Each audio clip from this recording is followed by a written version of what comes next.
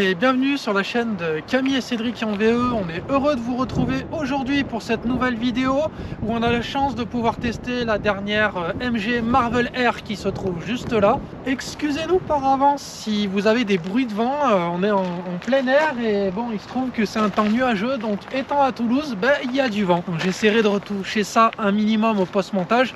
C'est posé, donc voilà, j'ai la chance de vous présenter cette voiture. La MG Marvel Air est accessible à partir de 39 990 € hors bonus écologique déduit. Donc ça nous ferait une voiture aux environs de 34 000 € en premier prix. Nous avons la chance de tester la modèle Luxury qui est à 44 990 €. Quelle que soit la version que vous choisirez, de toute façon chez MG en Marvel Air, elles ont tout un très bon équipement de série. Les deux premières versions de la MG Marvel Air, la version Confort et la version Luxury, partagent la même motorisation, à savoir deux moteurs montés sur le train arrière, qui donne l'équivalent de 180 chevaux et de 200 litres de couple. On verra dans la suite du test si ça suffit à bouger les 1800 kg de ce SUV. Déjà extérieurement, on peut voir que le design de cette voiture est assez marqué. Il y a, je trouve, à l'avant un côté assez racé avec ce travail de logo en X là sur l'avant, et surtout en version Luxury, mais je crois qu'en version Confort aussi. Dès le premier niveau, on a la chance d'avoir ce spoiler en carbone. Le rendu est vraiment bon.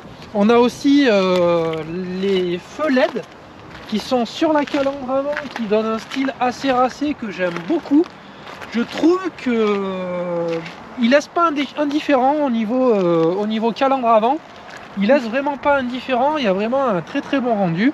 Alors, ce qu'on peut dire effectivement, c'est qu'il y a une vraie identité visuelle. Au niveau de la luminosité, à l'avant comme à l'arrière, ils ont mis une identité particulière qui est plutôt bien réussie. On aime, on n'aime pas, moi je trouve ça plutôt réussi. A noter que sur la version Luxury qu'on nous a prêté, donc le milieu de gamme de la Marvel Air, on a la chance d'avoir des jantes bicolores qui ont un rendu qui est assez sympa aussi. Un 19 pouces qui sera en version 18 pouces. C'est pas les mêmes jantes, c'est des 18 pouces sur la version Confort. À l'arrière, on a pareil un design qui est plutôt assez travaillé, notamment cette grande barre LED là qui s'allume dès qu'on ouvre la voiture. Le rendu est plutôt sympa également. À noter que c'est une voiture qui est assez longue quand même, elle fait 4,60 m je crois, pour à peu près 1,90 m de large et 1,60 m de haut. Et ce qu'il y a dès la première version, je crois, dès la version Confort, on va bénéficier d'un toit ouvrant panoramique. Tout à fait. Avec une option, il y a un espèce de petit filet qu'on peut mettre qui va filtrer l'air pour quand on s'en sert pour rouler, pour que les passagers ne soient pas trop et les rayons incommodés. lumineux, du coup, pour pas avoir le soleil sur la tête, en plein sur la tête. Tout à fait. Fonction que je trouve sympathique aussi, puisqu'on a à l'extérieur, c'est le fait que les poignées affleurantes se pré-ouvrent en fait. Quand on ouvre la voiture, elles sortent pour qu'on puisse bien les prendre en main et qu'on puisse ouvrir les portières. Ça, c'est vraiment une très bonne idée de Marvel, de MG, pardon. Et même s'il n'y a pas de carte spécifique, là, on a vraiment une vraie clé. Tiens, sors la clé. Montre la clé. Ah, c'est moi qui ai la clé. Ah oui, c'est moi qui ai la clé. Ah là. Voilà, on a donc une vraie clé. Donc fermeture, ouverture, capot avant, capot arrière, coffre arrière, pardon. D'ailleurs, on va le tester de suite. Je vais vous montrer le coffre. Voilà. Ah oui, il faut rester appuyé dessus en fait. Hop, donc on a un vrai haillon. Avec le coffre qui est à fleurant et à hauteur, avec une banquette qui peut faire 2 tiers, 1 tiers. Alors l'avantage, c'est qu'on est à hauteur, donc quand on a des produits dans les mains, on peut venir les poser, on n'est pas obligé de se casser le dos. Par contre, ça réduit un petit peu le volume du coffre, sachant que le sous-coffre, il n'est pas très profond, il n'y a pas trop de rangement. Et donc vous voyez que directement avec la voiture, MG livre le câble de rechargement qui va bien, qui est un peu mouillé d'ailleurs parce que je l'ai rechargé hier soir à la maison. Voilà. Au niveau de la contenance, le coffre fait 357 litres en l'état, et si vous baissez et que vous avez la totalité de la contenance, vous êtes à peu près à 1695 litres. C'est pas le plus gros volume qu'on ait dans le segment, c'est un volume qui est moyen, on va dire. Voilà. Mais on voit qu'on va pouvoir charger en hauteur. Alors normalement, là on voit sur la version elle a été enlevée, mais normalement il y a quand même effectivement le petit cache-bagages qui se tire. Qui se tire, oui, sur la version de près qu'on a eu, il n'y est pas.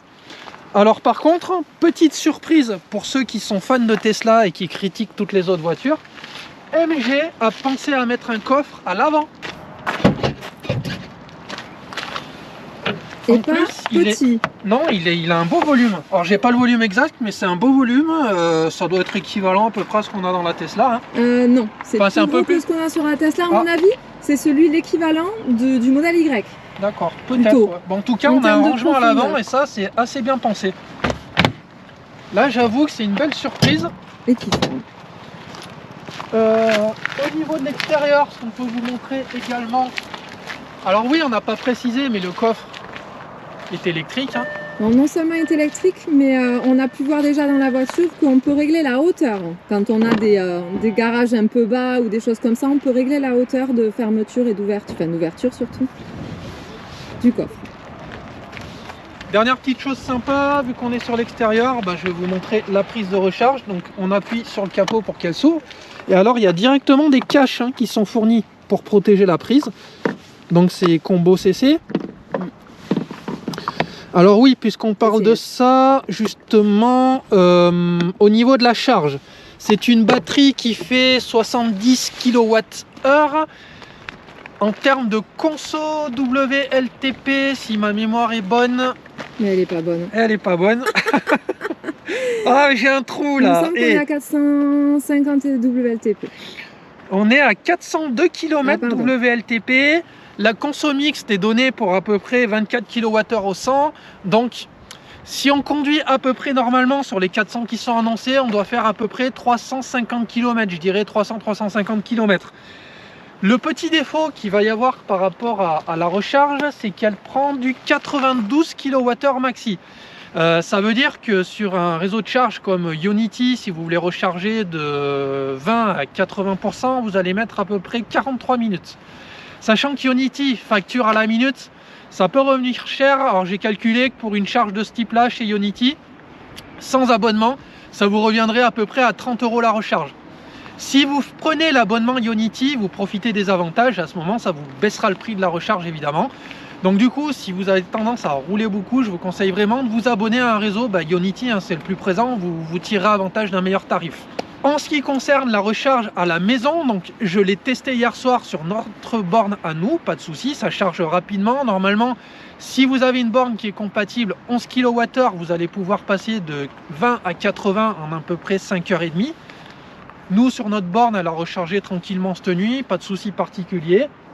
Au niveau de l'assise intérieure, alors déjà notez que les sièges sont plutôt cossus, confortables. On a alors sur la gamme Luxury que nous avons, les sièges sont chauffants et ventilés, d'où les petites aérations là.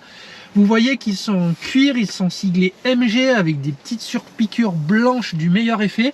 J'aime beaucoup le rendu, également le rendu du volant qui est assez propre, assez beau. Au niveau des portières, elles sont aussi également travaillées avec des petites surpiqûres blanches qui sont en rappel des surpiqûres que nous avons sur les sièges. Nous avons des rangements qui sont assez profonds. On a également les contrôles de vitres, de rétro et de fermeture des portes qui sont plutôt assez bien faits avec un espèce d'effet métallisé. Le rendu est plutôt pas mal. A noter que dans la finition Luxury, mais je crois que dans la version confort aussi, vous avez les tapis de sol qui sont fournis également avec la voiture. Au niveau de la voiture elle-même, si vous regardez le tableau de bord, vous voyez qu'il est assez travaillé avec des espèces de rendus cuir qui sont du meilleur effet, toujours avec les petites surpiqûres. Donc vous voyez que ça prend toute la planche de bord. Ici on a un petit effet moussé qui est plutôt sympa. La ventilation pour la clim est intégrée dans le plancher de bord de manière assez subtile, j'aime beaucoup. Le rendu est vraiment bien. Au niveau du confort du siège, moi je trouve qu'on est plutôt pas mal. On est bien assis, le siège nous prend bien. C'est vraiment confortable, le volant est vraiment bien placé à hauteur. Au niveau des réglages de siège, tout est électrique. On va pouvoir avancer, reculer le siège, le monter, le descendre. À noter aussi que nous avons également des mémoires de siège qui sont intégrées directement sur le siège, avec des petits boutons qui permettent de passer d'un réglage à l'autre. Au niveau de la prise en main du volant, on est plutôt pas mal. On est bien assis, on a face à nous. Le toucher est plutôt agréable. On a, vu que c'est une voiture constructeur historique, on a toujours les petits boutons au volant qui vont bien. Avec 3 commodos. Donc il y a le commodo d'essuie-glace clignotant. Et là on a un commodo pour le régulateur de vitesse qui est directement sur le côté. Au niveau des écrans, comme vous pouvez le voir, on a un écran de 12 pouces qui va nous servir d'écran de conduite, qui est plutôt bien visible, sympa. Il y a les principales informations, on a les indications de vitesse, de charge, si on active, on désactive les contrôles de vitesse. Alors vous avez évidemment aussi le niveau de régénération, mais ça je vous le mettrai après. Quand vous roulez, vous avez en direct sur le milieu de l'écran l'aperçu GPS. Et si vous mettez de la musique, vous avez sur le côté directement les médias qui sont en cours de lecture. C'est plutôt pas mal fait. Et comme vous avez pu le voir, je suppose, sur les images, vous avez également la grande tablette centrale qui, elle, fait 14 pouces. L'écran est vraiment immense. Ça va rappeler à ceux qui connaissent évidemment ce qu'on peut retrouver sur les Tesla Model X et S. C'est vrai que d'avoir un écran comme ça sur une voiture dans cette gamme de prix, c'est plutôt sympa et c'est plutôt bien agréable. L'écran est plutôt bien visible. On va dire que niveau par contre réactivité, on peut faire mieux. Il fonctionne plutôt pas mal, mais des fois sur certaines options, il faut insister un peu pour que ça fonctionne. Le point sympa, c'est qu'il est compatible Apple CarPlay et Android CarPlay. Attention toutefois, pour Apple CarPlay, il faut absolument brancher un câble. Ce que j'ai fait, ce que j'ai testé, ça marche très bien. Je retrouve bien toutes mes options Apple directement sur l'écran. Je montre qu'en fait, là, on peut brancher, voilà, il y a les ports USB sont juste là, donc on a branché le téléphone dessous, puisque là, vous allez retrouver quand même un beau vide-poche sous l'écran, ce qui permet, voilà, de pouvoir à la fois brancher les téléphones. Et si ce que tu m'as dit tout à l'heure aussi, c'est que par contre, il y a un seul des deux ports. Oui, en tout cas, moi, mon iPhone ne marche que sur ce port-là, mais à mon avis, c'est le port dédié à l'Apple CarPlay. Voilà. Puisqu'on est à la planche de bord, on va passer à la boîte à gants, qui a une taille plutôt sympa, je trouve. C'est raisonnable. Oui, tout à fait. Au niveau des rangements, on va avoir ici un porte-gobelet qui va bien, et surtout dans la coudoir centrale, qu'on peut ouvrir comme ça, on va avoir un rangement avec un emplacement pour recharger le téléphone à induction. Si on voit bien, mais effectivement, il y a bien un petit rangement pour le mettre debout. Voilà, on va bien positionner comme ça pour la charge. Voilà, vous voyez, le rangement est quand même assez profond. Alors Camille en parlait tout à l'heure, alors je ne l'ai jamais testé, je vais le tester avec vous en direct, le toit ouvrant. Est-ce que c'est ça? Oui. Voilà. Ah, ça l'été, ça doit être sympa. Puis ça apporte tout de suite de la luminosité dans l'habitacle, c'est plutôt agréable. Et ce que je vous disais tout à l'heure, il y a automatiquement un petit filtre coupe-vent qui s'ouvre pour vous protéger, enfin surtout les passagers arrière en vrai. Mais ouais, ça c'est quelque chose que j'aime bien, c'est plutôt agréable. Et c'est facile à mettre en œuvre, hein, commande électrique. Au niveau des places arrière, on est plutôt bien assis. Je fais 1m75, hein, je suis pas hyper grand, je suis pas spécialement petit non plus, mais vous voyez que la garde au toit, on est plutôt pas mal.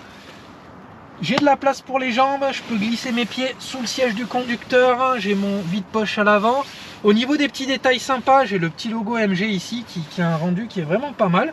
Alors le petit truc par contre, c'est qu'on est, pour un SUV, pour les places arrière, on est assez bas.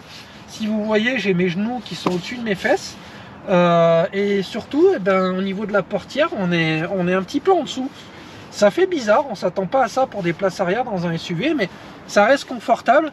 Autre niveau de confort assez sympa, c'est que nous avons la coudoir centrale qui est plutôt bien fait, avec toujours pareil le range-gobelet, le petit accoudoir qui s'ouvre pour pouvoir ranger des éléments, et puis surtout, en venant appuyer ici, on a les ports USB qui vont bien pour le rechargement. Donc du coup, niveau place arrière, j'ai pas spécialement de reproches à faire. Je trouve que c'est confortable. Si vous regardez, les sièges sont plutôt super bien dessinés pour une voiture de cette catégorie, pour des places arrière. On a vraiment un design qui fait penser à une gamme supérieure. Si je ne m'abuse, j'ai entendu dire qu'on pouvait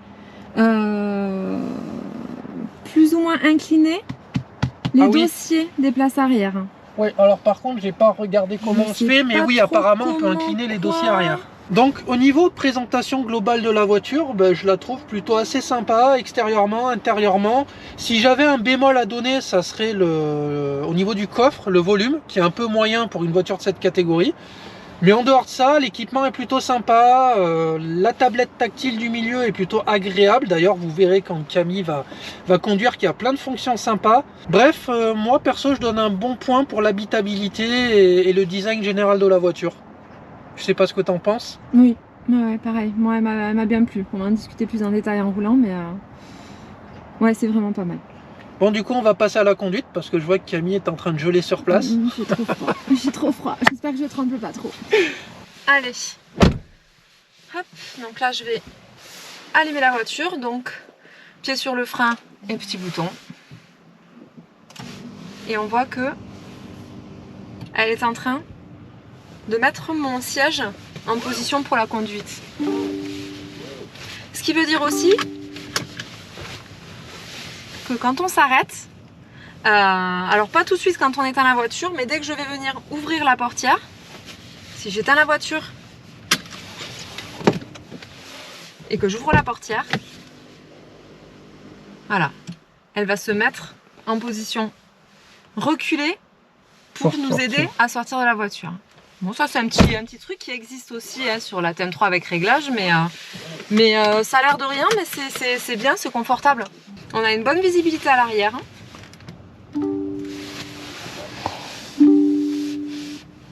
Les roues ne sont pas droites. Bon, elle nous parle beaucoup. Ouais, elle aime bien causer. Ouais. Elle aime bien causer, clairement.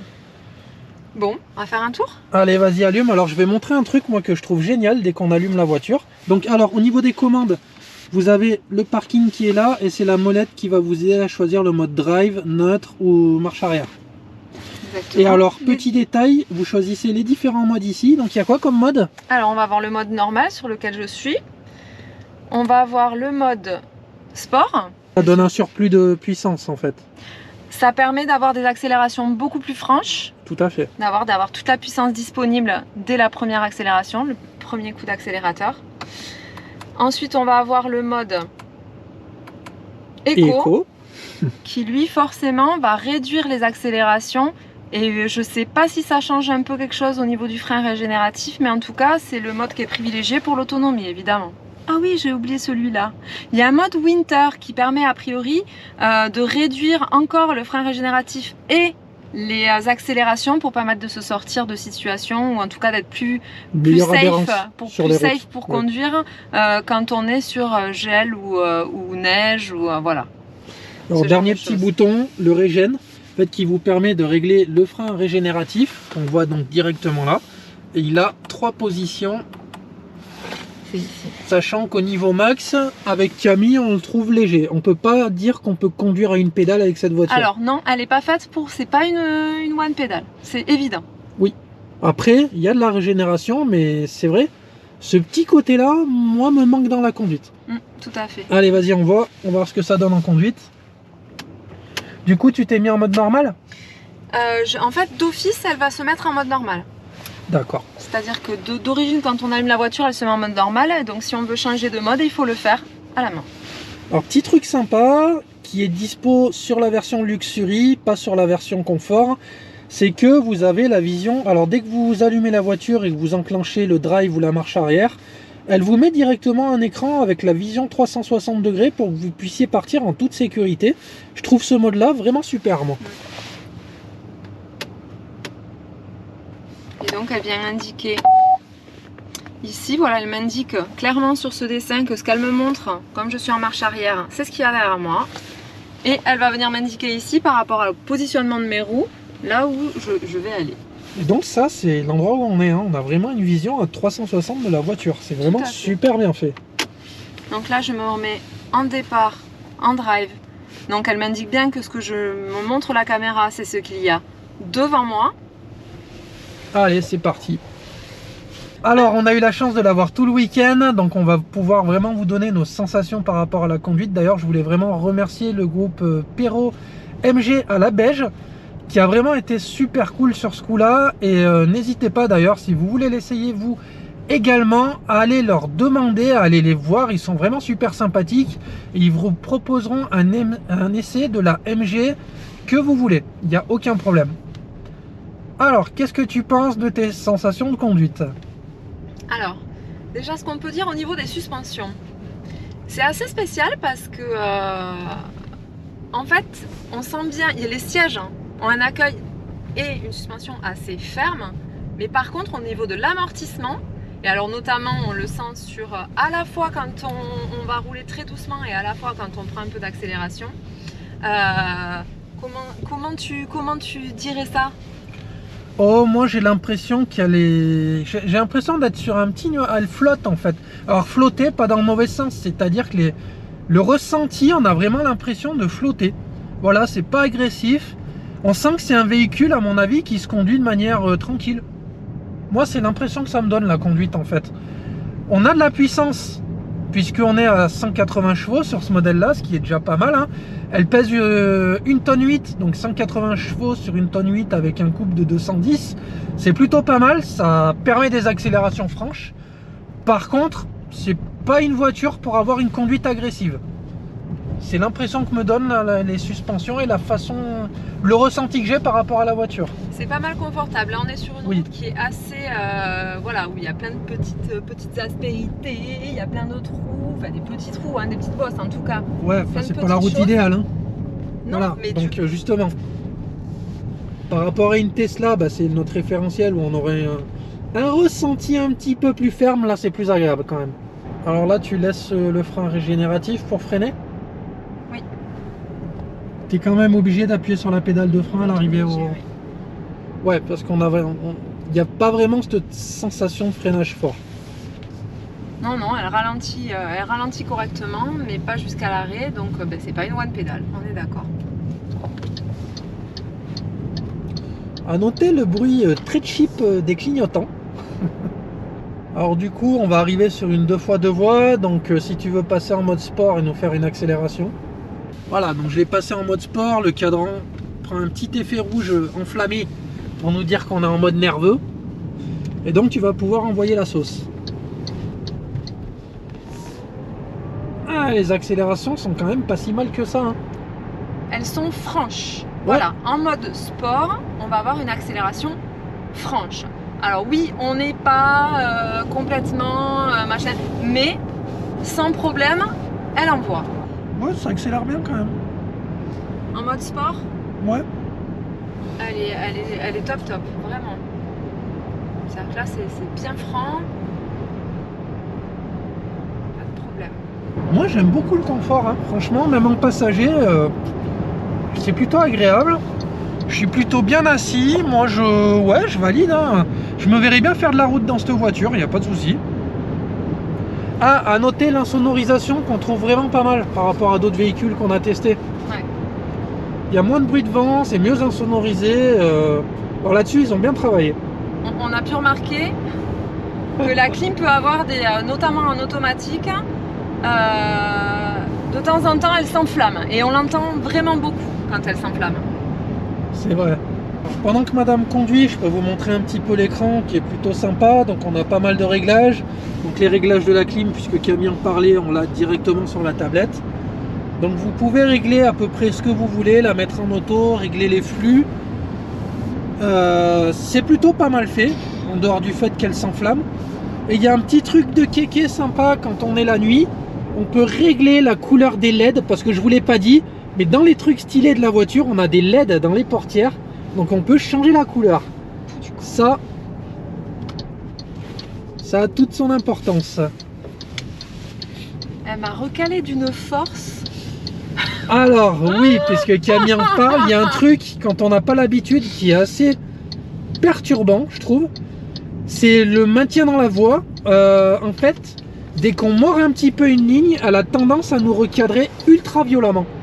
Pas violemment, façon de parler, mais là où des voitures, elles vont mettre une petite résistance sur le volant, là, la Marvel Air, elle nous met un bon coup de volant en fait, hein, pour nous recadrer. Hein. Alors notamment si on a un petit peu oublié ou qu'on a mis un petit peu tard le clignotant. Alors là, ça pardonne pas. Et puis Ouais, te ça peut être recadre. un peu violent. C'est-à-dire que là, en fait, on arrivait sur un rond-point, donc on avait deux voies qui se transformaient en une à l'arrivée du rond-point. Pourquoi, on n'en sait rien. Elle savait pas où j'allais. Elle a décidé à ma place, hein, où il fallait que j'aille. Non, mais c'est vrai, hein, c'est Oui, extrêmement surprenant. Je te confirme. Alors, en ce qui me concerne, et y compris, quels que soient les modes de conduite qu'on va mettre, la direction est pour moi assez souple. Oui, c'est vrai.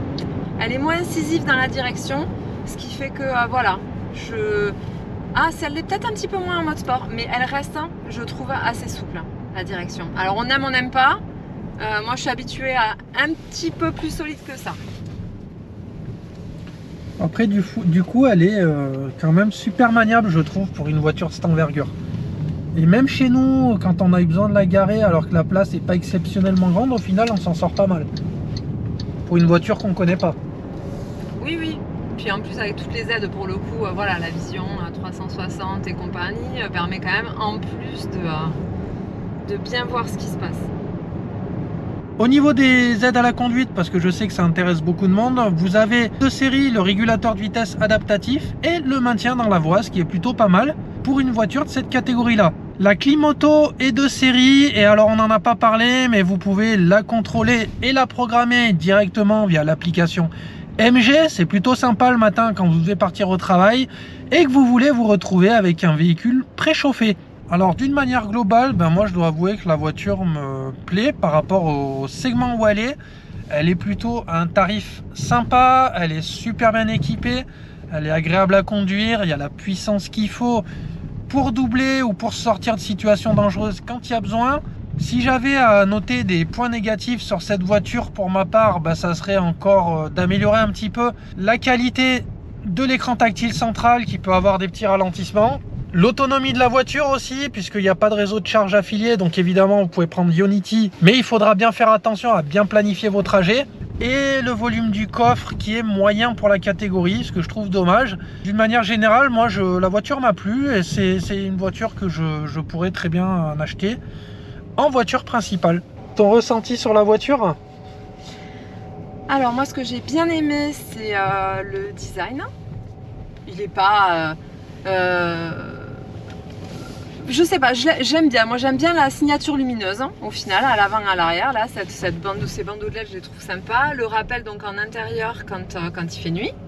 Franchement, c'est des petits détails, hein, mais je trouve ça plutôt sympa. Après, en termes de confort, je trouve ça pas mal. Et pour une famille, hein, c'est peut-être plus agréable la hauteur de caisse. Hein, forcément, on est dans un SUV, on est vraiment assis. Les places à l'arrière, voilà, les enfants qu'on a pris ce matin en voiture nous ont clairement dit que c'était très agréable. Donc ça, c'est vraiment des points très positifs. Au niveau de la conduite, c'est pas mal, hein, pour ce gabarit-là. Je pensais être plus embêtée. Ce matin, on est allé en centre-ville de Toulouse. On est allé dans un parking, etc. Écoutez, ça s'est plutôt bien fait. Donc ça veut dire qu'elle a un rayon de braquage qui est quand même vraiment pas acheté pour la taille du véhicule. Non, c'est plutôt bien. Voilà. Maintenant, en ce qui me concerne, ce qui me convient pas, par contre, c'est d'abord de pas pouvoir faire une pédale, quoi. Je suis tellement habituée maintenant que de pas avoir ce frein régénératif qui va jusqu'à l'arrêt complet, ça me gêne. Ça me gêne vraiment. Parce que déjà que je suis quelqu'un qui anticipe énormément, là, même en anticipant tout ce que je veux, je sais que je pourrais pas aller jusqu'à l'arrêt et bon, j'aime moins, quoi. Voilà, ça c'est une partie que j'aime moins. Sinon, ouais, comme Cédric, après, hein, c'est une histoire de autonomie et puis réseau de charge, hein, c'est encore ce qui pêche un petit peu en termes de voiture principale. Si c'est une voiture principale, voilà, ça me gêne un tout petit peu. Maintenant, sur le segment avec ce tarif-là, par contre, au niveau équipement, c'est imbattable. performance et compagnie, je sais pas si c'est imbattable, je les connais pas toutes. Ah, si, par contre, elle est très bien placée. C'est super. Voilà, on peut pas dire autrement, c'est super.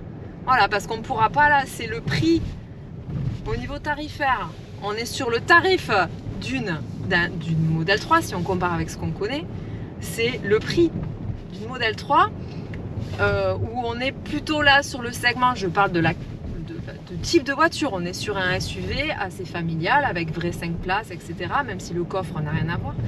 Mais voilà, on est plutôt sur les capacités d'une modèle Y, je ne parle pas des performances. On est vraiment sur la capacité de la voiture, le segment sur lequel ils sont, au prix d'un modèle 3. Voilà. Donc là, c'est sûr que c'est un très bon, je pense, rapport qualité-prix, surtout qu'effectivement, même de base sur la version confort, elle va être déjà très bien équipée. Donc ça, c'est un bon point à noter pour MG. Et puis leur techno est vraiment pas mal, quoi. On a une pompe à chaleur, ce qui est quand même pas le cas sur toutes les voitures encore, même électriques. Enfin, il y a vraiment des choses sympas. Ouais, le toit ouvrant, panoramique. Il y a vraiment des très très bons points sur cette voiture. Voilà, j'espère qu'on a été concis sur le test. Si vous voulez vous faire une idée, que vous êtes de la région toulousaine, n'hésitez pas à aller voir MG La Beige. Il se fera un plaisir de vous faire tester le véhicule et de répondre à toutes vos questions.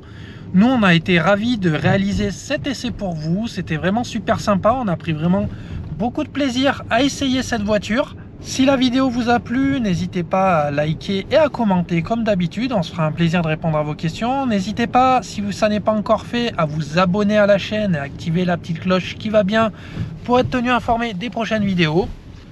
Et nous, on vous dit à très bientôt pour un prochain essai sur Camille et Cédric en VE. Ciao, ciao! Bye!